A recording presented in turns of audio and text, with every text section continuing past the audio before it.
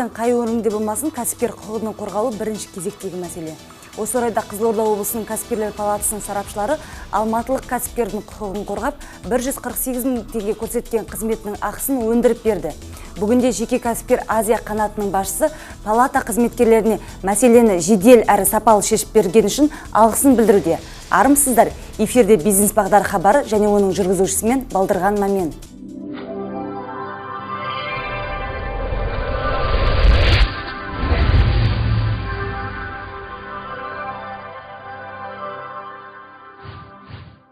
Қызылорда облысының кәсіпкерлер палатасы кәсіби техникалық колледждердегі қамқоршылық кеңеске бизнес өкілдерін қосуды ұсынуда.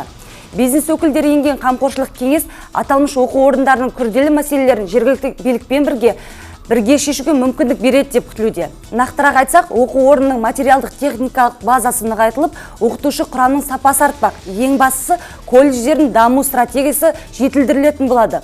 Бұл ретте кәсіпкерлер палатасы пилоттық жобадан сәтті өткен Қызылорда индустриялық техникалық колледжінің нәтижесін алға тартады. Өткен жылдан бері кәсіпкерлер палатасы мен аталмыш жоба тиімді жүзеге асырылуда. Пилоттық жобаның артықшылығы: біріншіден, мамандарды әзірлеуге бизнес қоғамдастықты кеңінен тарту. Екіншіден, кәсіби техникалық сала мамандарын дайындауға арналған мемлекеттік тапсырыстарды осы колледждерге бағыттау. Үшіншіден, техникалық және кәсіптік бағдар беретін оқу орындарында дуальдық білім беру жүйесінің принциптерін енгізу. Өздеріңіз білесіздер, үкімет тарапынан кәсіпкерлікті қолдауға үлкен мән беріліп отыр. Бастаушы кәсіпкерлердің сондай-ақ өз орнын тауып, белгілі бір табыстарға қол жеткізгендердің өмірін жеңілдететін көптеген құралдар да бар. Өз бизнесін ашқысы келетін жас кәсіпкерлерге де мүмкіндік мол. Кәсіпкерлер палатасы бизнес өкілдеріне әрдайым көмек қолын созуға дайын. Бизнес жоспар жөнінен кәсіпкерлер палатасының көмегіне жүгініп, қазірде өз кәсіптерін бастап кеткен жас кәсіпкерлер туралы бейнесюжетке назар аударайық.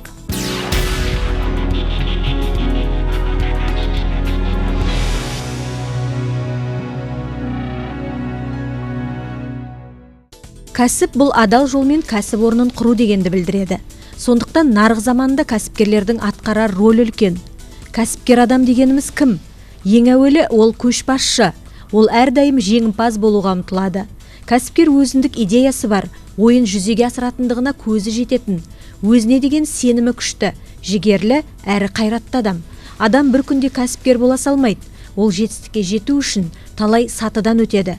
Біздің кейіпкерлеріміз де жас та болса, өздері бастаған бизнес саласының қыр-сырын игерген тәжірибелі жастар. Қазір адамдар жақсы тамақ ішіп, жайлы тұрмыс кешкісі келеді. Сондықтан біз ақылдаса келе жеке кафе ашуды ұйғардық және осы ойымызды жүзеге асыру үшін облыстық кәсіпкерлер палатасынан кеңес алдық дейді жас кәсіпкер. Біз осыдан өзіміздің кафемізді ашар бұрын біраз жылдар бойы, біраз уақыт бойы кафелерде жұмыс істедік. Үйрендік, қарадық, өзімізге орысша айтқанда впитывали всегда. Біраз жұмыс жасағаннан кейін неге өзіміз ашпасқа деген шешімге келдік. Қасымда досым бар, мектептен бері келе жатқан Ерлан деген сол жігіт екеуміз ортақ ой жасап, ортақ пікірге келіп, ортақ қаражат шығарып, осындай көріп тұрғандарыңыздай ашып жатырмыз. Әрі қарай жұмыс жасау үшін кәсіпкерлер палатасына жүгініп, маркетинг отделына сол кісілерден, мамандардан совет сұрап, сол кісілердің советтеріне жүгініп, әрі қарай дамуға серпіліс жасап отырмыз. Шағын және орта кәсіпкерлік мемлекет экономикасының тірегі десек, шын кәсіпкер 100 қадам алдын болжап отыруы керек. Біздің еліміз шай ішуден әлем бойынша үздік 5 елдің қатарында екен. Сондықтан жас кәсіп иелері әлем елдерінің шай демдеу тәсілдерін жетік меңгеріп алған. Сонымен қатар дәмі тіл үйрер кофенің де түр-түрін дайындайды. Біздің қазақ халқының адамдары бізде шайды өте жақсы көреді. Сол себепте бізде шайдың түр-түрін дайындаймыз. Біз ең басты қазір дайындайтын шайымыз бұл мағриби, мароккалық шай, ұлттық шайы. Ұлттық шай ол көк шаймен дайындалады және жалбызбен дайындалады. Құрамында қант болады тағы да. Қазір мен сіздерге қалай дайындалатынын көрсетемін. Мароккалық шайда көк шайдың арнайы өзінің сорты болады. Бұл шайдың құрамында жалбыз жүрет, көк шай және қантпен дайындалады. Қант сиропы. Мароккалықтардың тағамдары және шайлары өте тәтті болып есептеледі. Себебі араб халқы былай айтқанда тәттіге өте жақын. Біздің шайымыз 3 минут аралығында дайын болады. Бұл мароккалық шай өзі арнайы күміс шайнекте дайындалады. Бұл шайнекті біз Мароккадан әкелдік өзіміз. Мароккалық шайды негізінде сапырып құйған дұрыс. Себебі жоғары көтерген сайын шайдың пенкасы да жақсы болады, и дәмі де жақсырақ болады. Әр шайдың өзінің құю әдебі болады. Біздің шайымыз дайын. Мейрамханамызда шайдың түр-түрі бар. Оның ішінде Египет шайы бар, Ташкент шайы бар, Өзбек шайы бар. Тағы да өзіміздің қазақ шайы бар. Былай айтқанда өзіміздің фирменный халиф шайы бар. Келіңіздер, көріңіздер. Жаста болса кәсіппен айналысып, екі адамды жұмыспен қамтып отырған жастар алдағы уақытта қызмет түрлерін көбейтуді жоспарлап отыр.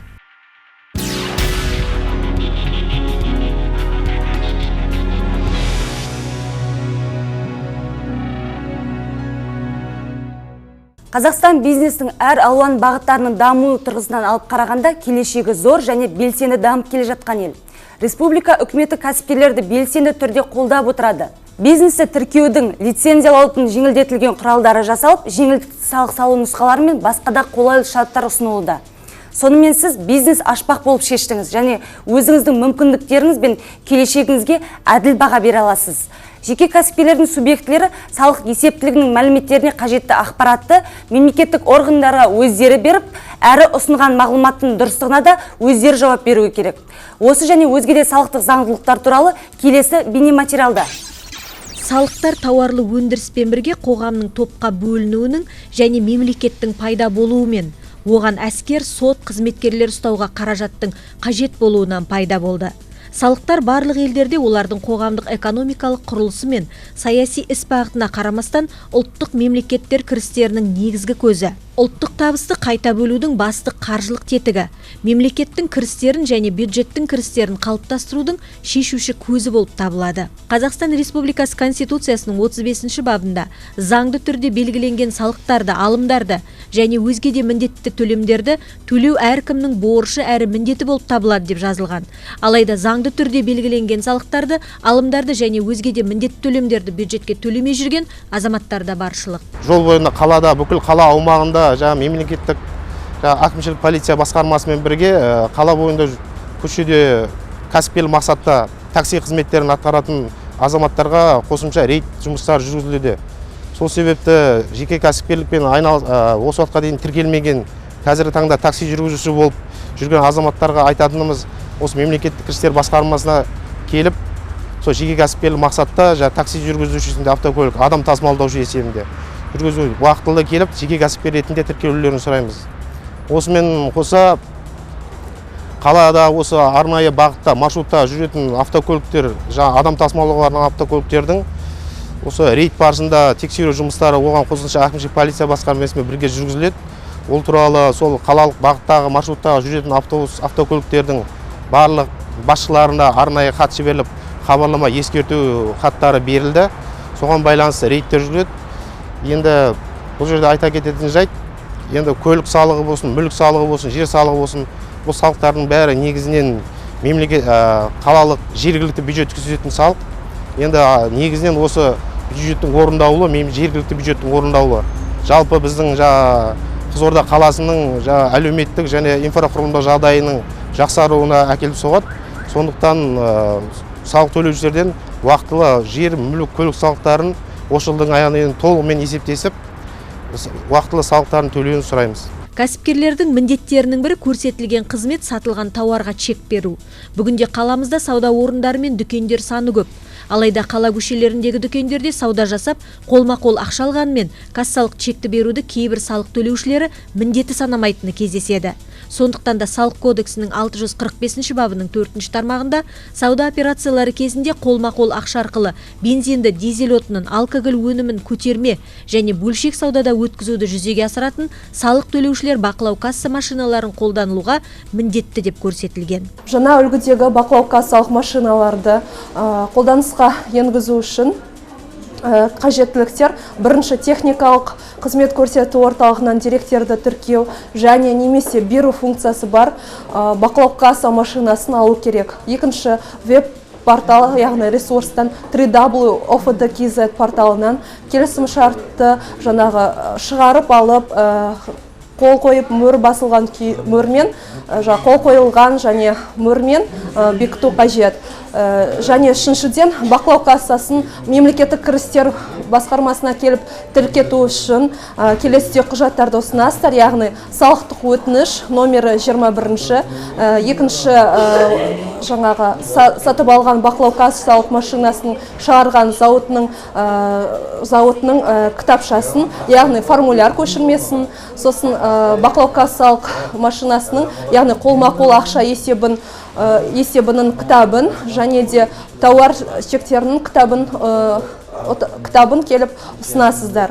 Төртіншіден, мемлекеттік кірістер басқармасына осы бақылау кассалық машинасын тіркегеннен кейін веб-порталға ККМ ID мекен-жайы бойынша мәліметті алып тіркеу қажет.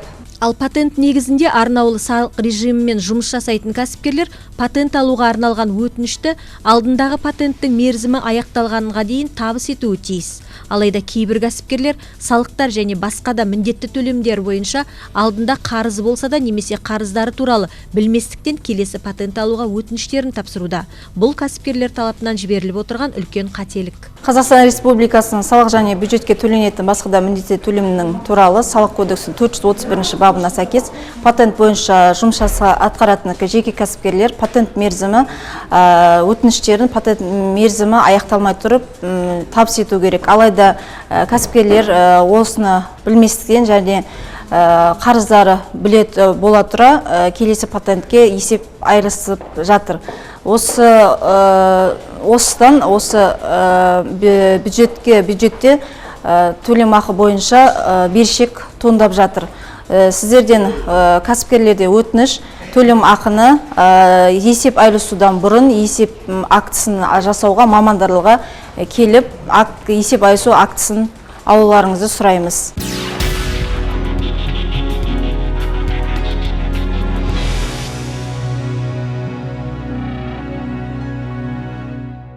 Облыстық кәсіпкерлер палатасының негізгі жұмыс бағыттарының бірі жергілікті атқарушы органдардан кәсіпкерлік мәселесіне қатысты түскен нормативті құқықтық құжаттардың жобасын қарап, оларды жетілдіруге қатысты ұсыныстар беру. Бұл өз кезегінде кәсіпкерлердің рұқсат беру құжаттарын ресімдеу барысында және өзге де мәселелерде әкімшілік кедергілерді азайтуға бағытталған. Қызылорда облысының кәсіпкер палатасының жұмысының бір бағыты ол жергілікті атқарушы органдардың кәсіпкерлерге қатысты келіп түсетін нормативті құқықтық актілер жобаларын қарап, әзірлеп, яғни олардың сапасын арттыру мақсатында ұсыныс беру. Бұл шара негізінде кәсіпкерлердің рұқсат беру қағаздарын әзірлеуде, яғни алдағы уақытта әкімшілік кедергі болдырмау мақсатында жасалатын іс-шара. Қазіргі таңда 2015 жылы кәсіпкер палатасына мемлекеттік қызмет көрсету регламенттерін бекіту туралы облыстық әкімінен 32 регламент келіп түскен, регламенттер жобалары. Биыл мамыр айында Қызылорда облысы прокуратура және мемлекеттік қызмет істері және сыбайлас жемқорлыққа қарсы іс-қимыл департаментінің Қызылорда облысы бойынша департаментімен бірлесіп, Қызылорда қалалық сәулет және құрылыс бөліміне тексеру жүргізілді. Тексеру нәтижесінде жаңа жоғарыда аталған регламенттерімізден тиісті мәлімет болмағандықтан қызмет беруші мен қызмет беруші тарапынан қызмет алушыдан стандартта көзделмеген, көрсетілмеген құжаттар талап етіліп, мерзімі бұзылып, яғни бас тарту негізсіз бас тарту фактілері анықталды. Осы себепті Қызылорда облысының кәсіпкер палатасы тарапынан қазіргі таңда регламенттерді тиісті стандартқа сәйкестендіріп, тиісті құжаттарды енгізіп, мерзімін бұзбай қызмет беру жөнінде ұсыныс беріліп жатыр. Бай болу үшін кәсіп керек, ал кәсіп болу үшін бизнес сауаттылық қажет. Әрдайым ізденісте болайық. Келесіде жүздескенше.